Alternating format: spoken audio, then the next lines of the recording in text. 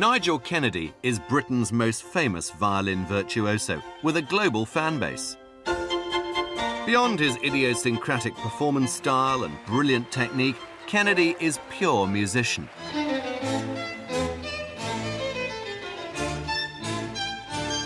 His never-ending quest to immerse himself in new genres, to discover a fresh voice for the violin, has taken him from WOMAD to the Royal Albert Hall.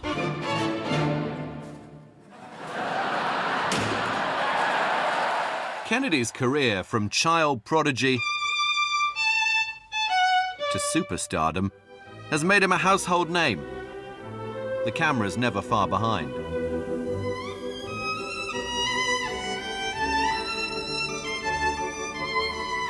In this programme of highlights from the BBC archive, we track Nigel Kennedy's musical journey and varying hairstyles over 50 years. From Mendelssohn to jazzing with Grappelli, his enduring love of Vivaldi,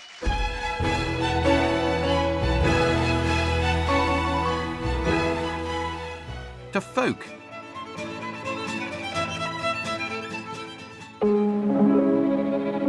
from the surreal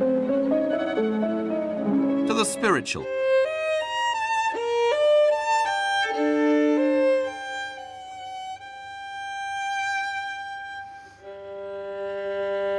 Kennedy plays every gig as if it were his last. He is a true original.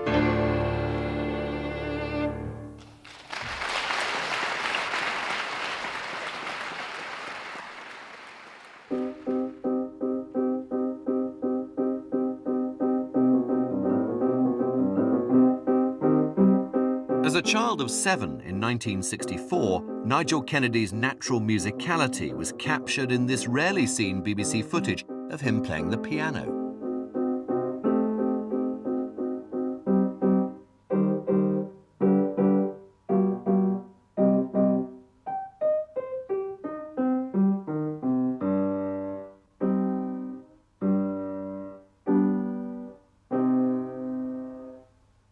Nigel, that was simply terrific. Come up to my height now and let me have a word with you. Whoops. Well, now, for a 7-year-old, that was pretty good playing, I think. How long have you been playing the piano?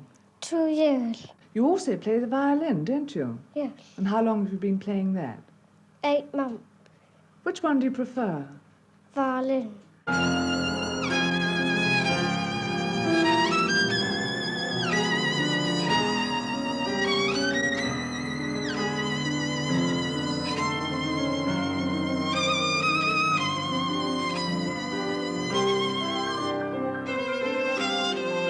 His status as a child prodigy was established in the programme Coming Along Nicely, which followed him at a specialist music school set up by the great violinist Yehudi Menuhin.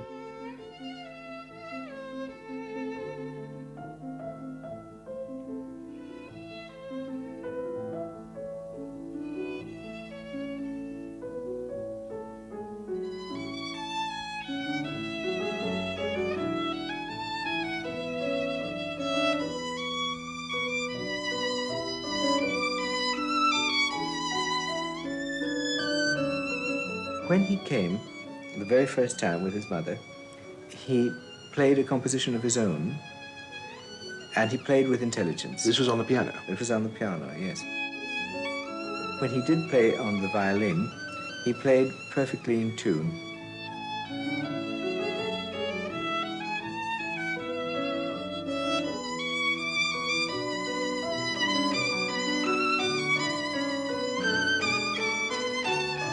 Then by the clarity and rhythm of his violin playing, which was still in an embryonic stage, but already had the mark of strong rhythmic personality and the impeccable ear of that demanded perfect intonation.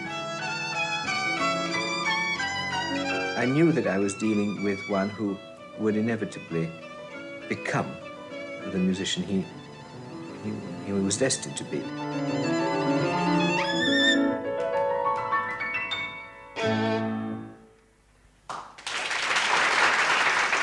Well, In fact, I found myself playing the piano easier than I could the violin.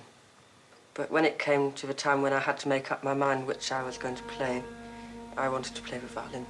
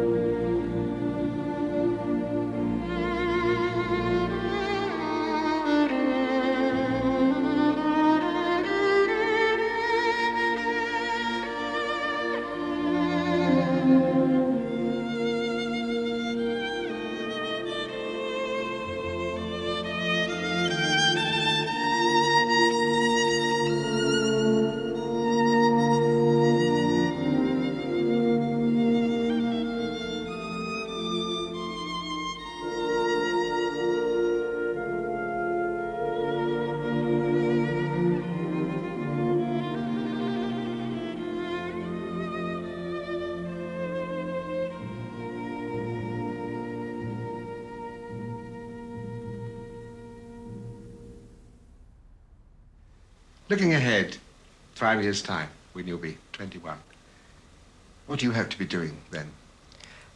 Well, it's difficult to say. Just enjoying my music. I hope I'll be able to still be playing jazz and classical music and more things quite freely, hoping that they won't be getting in the way of each other.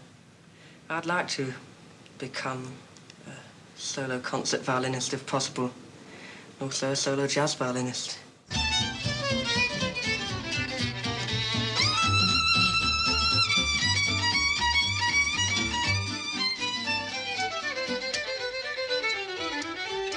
It was the violinist Stephane Grappelli who galvanized his love of jazz.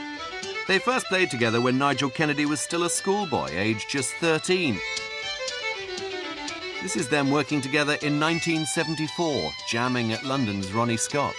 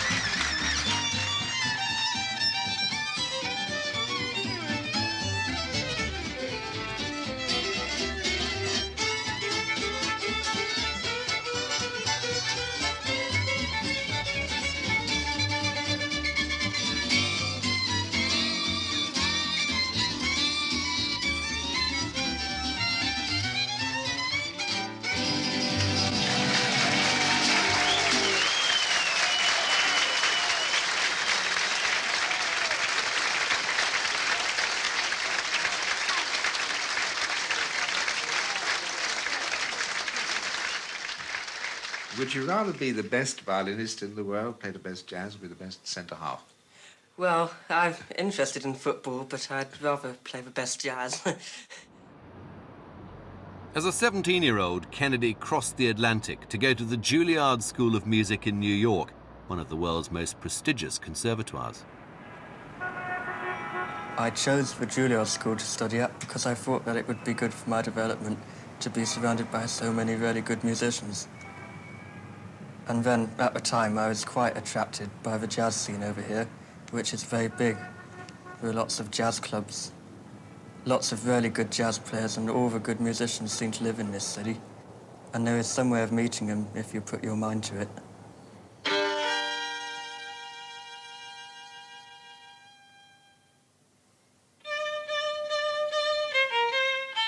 At Juilliard, in the diploma course, which is what I'm taking, you have to do orchestra for 6 hours a week, 2 3-hour sessions. You have to do literature and material of music, and history of music you do for something like 3 hours a week. And you have your lesson with your major teacher, Mr. Lay in my case. Dorothy DeLay is one of the best violin teachers in the world. Could you begin the first movement once more?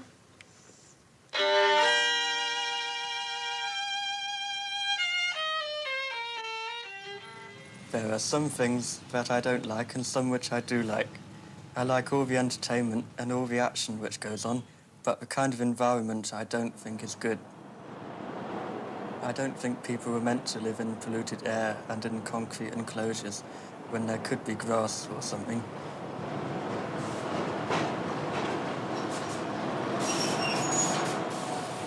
And there's quite a lot of violence and lots of unhappy people in New York, so it can't be all terrific, you know.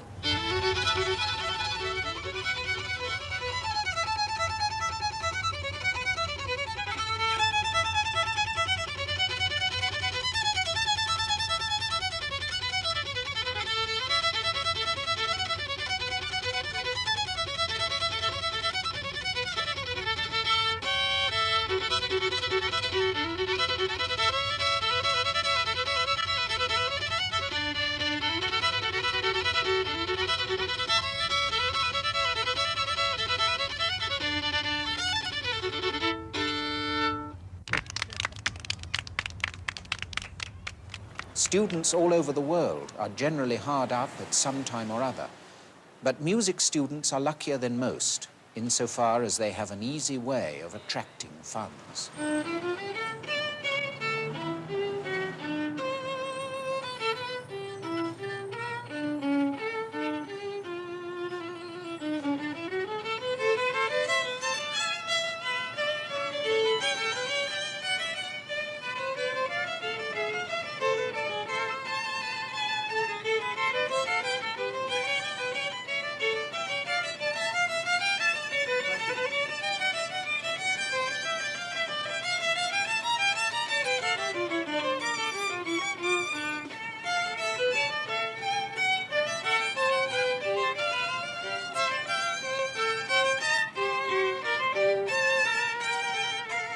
After his first year at the Juilliard School, Nigel returns to England on holiday and appears at King's Lynn for the 1975 Music Festival.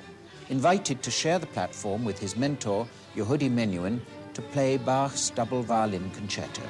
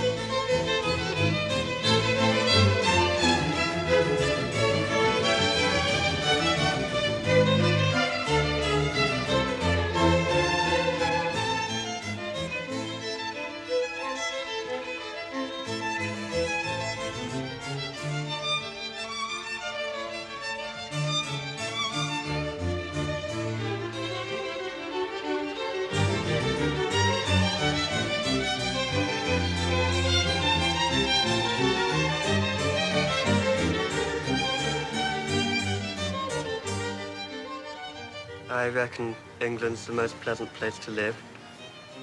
Well, you've got cricket matches here, and that's quite important, really. I mean, not just cricket in itself, but a sense of tradition and a sense of something which is artistic and has value, although it's not easy to see in the first place. I think there's more of that kind of frame of mind in England than in a country like America, which isn't very old.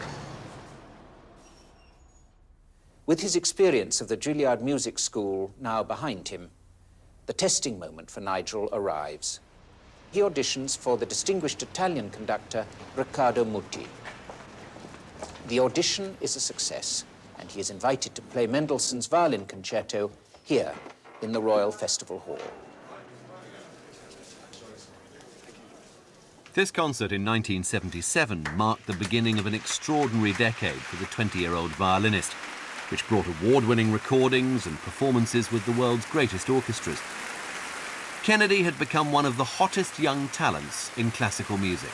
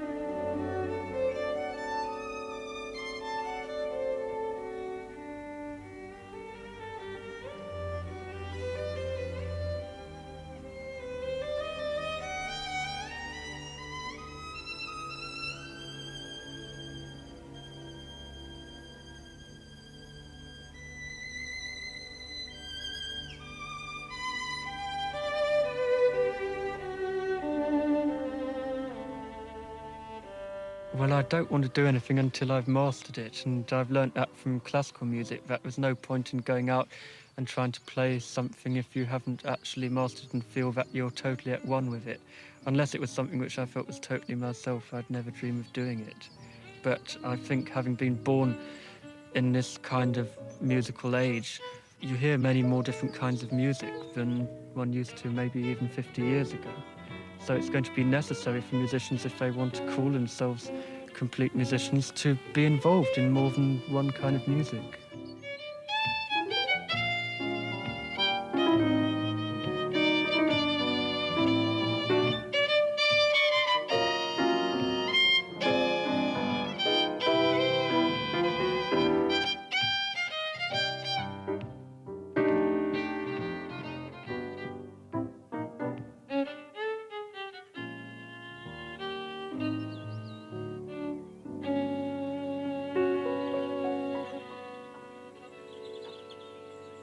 Good evening. Well, The Lark Ascending was written for violin and string orchestra. And we're going to play a bit of a violin and piano adaptation by Vaughan Williams that we've hacked about, rather.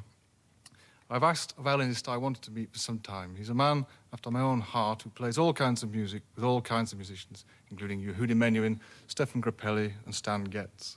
Ladies and gentlemen, Nigel Kennedy.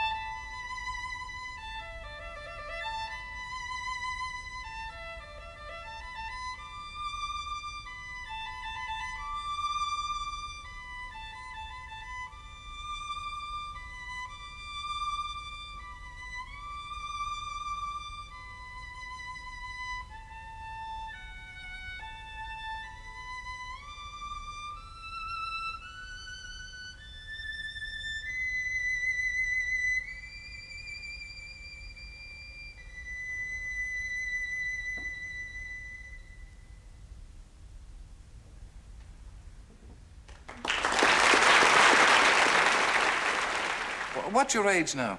Well, I'm getting on, Maestro, 27. 27. There's not scarce a mark on you, Nigel. But you seem to have fairly Catholic tastes, because you're into pop as well. You play the old electric fiddle. Well, yeah, I mean, I figure that, you know, there's so many people in classical music who say, oh, isn't it easy for pop musicians just to write a simple song and just do it? Well, it's not that simple, and I think as far as what playing music is for is to communicate, and what I want to be able to do is we're kind of got a group together which is like kind of the Art of Noise, Trevor Horn type stuff, except it's played live, you know. So you've no snobbery about music? Not at all. I think it's quite fun to make a violin sound like a little baby having its throat cut. Having conquered the classical music world, Kennedy craved experimentation. Not only did he electrify the violin, but we got the first glimpses of his famously supercharged hairstyle. Something different about playing electric fiddle is the fact that the sound's not really coming out of the violin. So you're not having your left ear deafened by a Stradivari anymore. You're having both your ears deafened by an amp.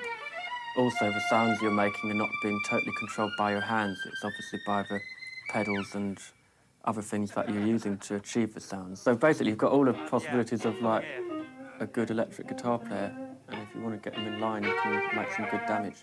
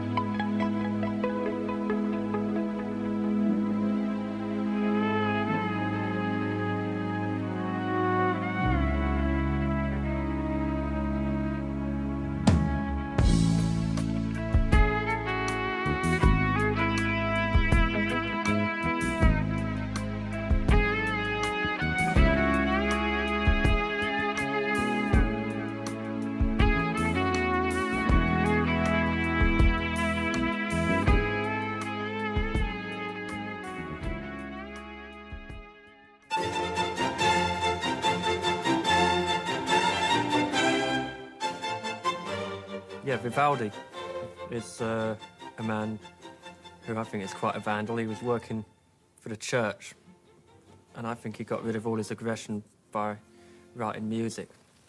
And he wrote the Four Seasons.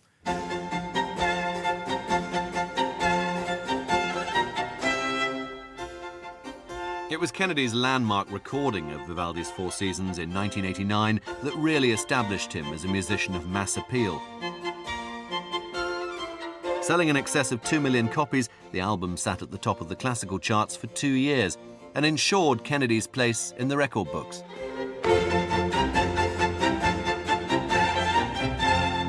What I'm trying to do is bring the music into the 20th century by doing a bit of improvisation and playing in an idiom which is associated with the 20th century, i.e. jazz or, you know, basically making some noise on the fiddle. I think I'm helping to bring Vivaldi to life again.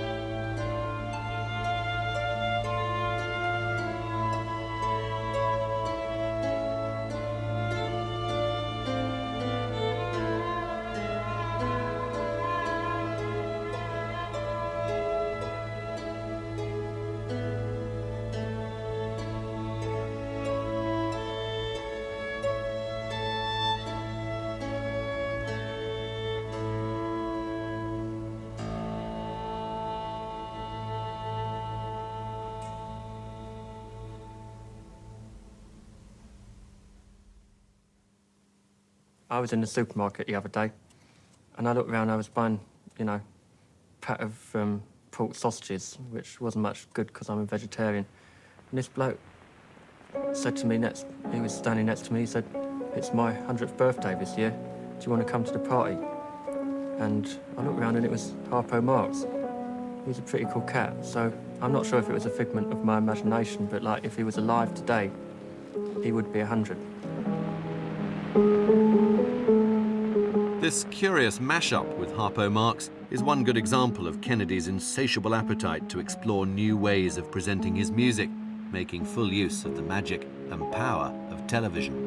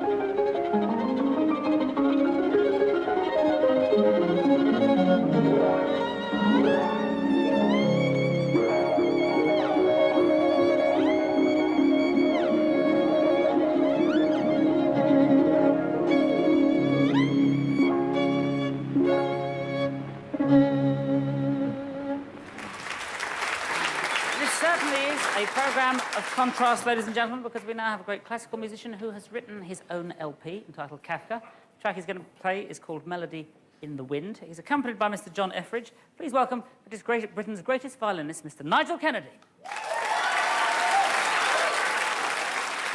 Nigel Kennedy's association with the great jazz guitarist John Etheridge stretches back almost 30 years.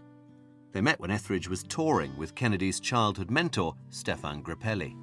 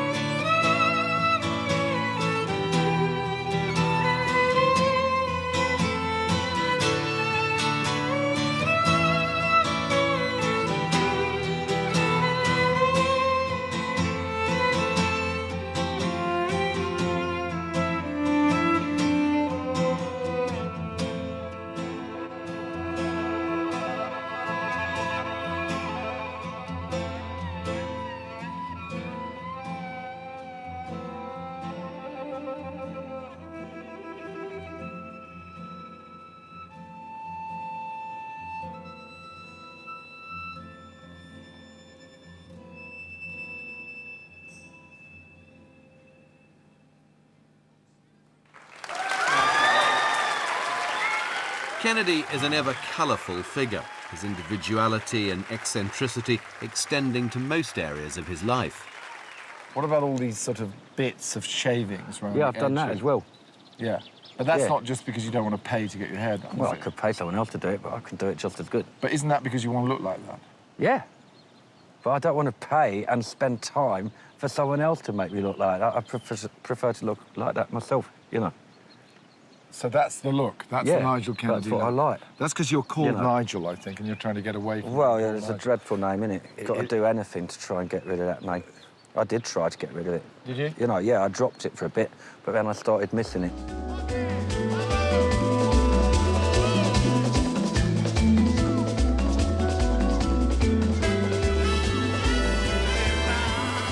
Hello, baby. How are you? I feel like kind of spaced out. I got in from Germany this afternoon. You know how musicians are, they're always travelling, but like when you meet some friends like what Crocker are, then you feel at home straight away. These guys are such amazing musicians, and I've learnt so much about the traditions of music from these guys, not by them telling me stuff, but from their soul and the way that they play with open spirit. Kennedy's 2004 appearance at WOMAD, the great world music fest, saw him bring together his electric violin with the eclectic sounds of Polish folk band Crocker.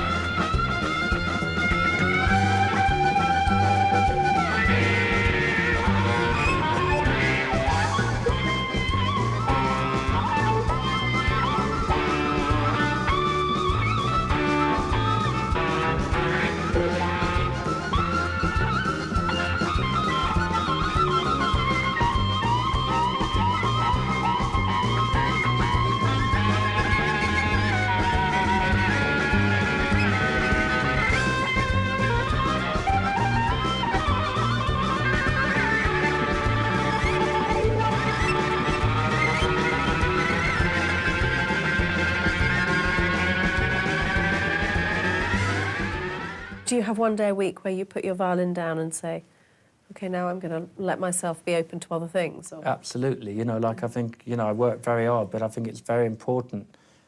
In a way, the violin is my religion, you know, because, like, doing this work, which is really, like, could be seen as just some guy, like, going through his coordination exercises and stuff. This is the physical manifestation of, like, some spiritual development which is going on, as far as I see it, from within myself, you know.